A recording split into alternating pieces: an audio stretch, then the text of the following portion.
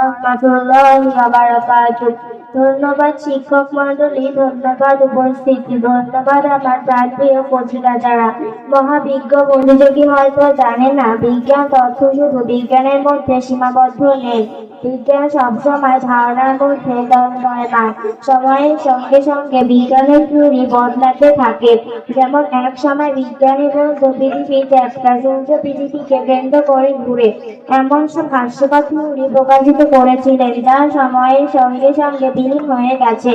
কিন্তু আজ আমরা জানি পৃথিবী গোলাকার, চ্যাপ্টার না, সূর্য নয়, বরং পৃথিবী সূর্যকে কেন্দ্র করে ঘুরে। আজ আমি বিজ্ঞান এবং কোরআন প্রসঙ্গে 1400 বছর আগে রাসূল সাল্লাল্লাহু আলাইহি ওয়াসাল্লাম যা আজও অক্ষুণ্ণ এবং পরিবর্তিত হয়নি।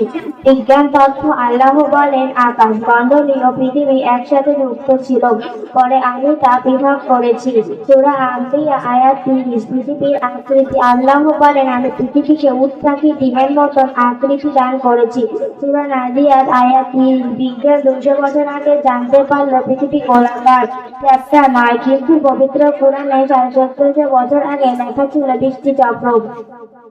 কোরআনে পৃথিবীর উৎপত্তি, মেঘ জমা হওয়া, বায়ু দ্বারা মেঘ সঞ্চালন, বৃষ্টি বর্ষণ, এসব ভাব স্পষ্টভাবে বর্ণিত আছে। সূরা নূর আয়াত 33, সূরা রূম আয়াত 48।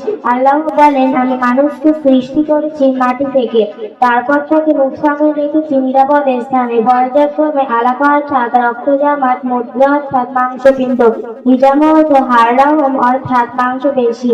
তারপর আমি তাকে অন্য সৃষ্টিতে রূপান্তরিত করেছি, যা আজ আধুনিক বিজ্ঞানে এমব্রায়োলজির সঙ্গে একদম হুবহুবভাবে মিল আছে, যা কোরআনে 1400 বছর আগে লেখা আছে।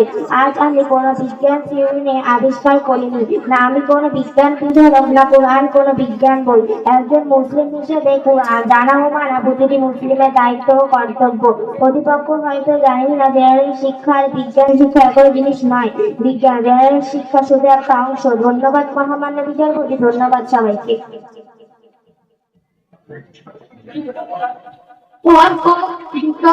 সবার উপর আল্লাহ সত্য, ভয় ভীতি। আসুন ভয়কে জয় করি, গড়ি মানবতার সম্প্রীতি। কোরআন শুধু বই নয়, মানবতার সমাধান। শিক্ষা বা মাদ্রাসা শিক্ষা যেটাই হোক না কেন, মানুষের মতন মানুষ হতে হবে, এটাই হোক প্রতিজ্ঞা। আমাদের জন্য দোয়া করবেন যদি আমাদের অনুষ্ঠান লাগে ভালো।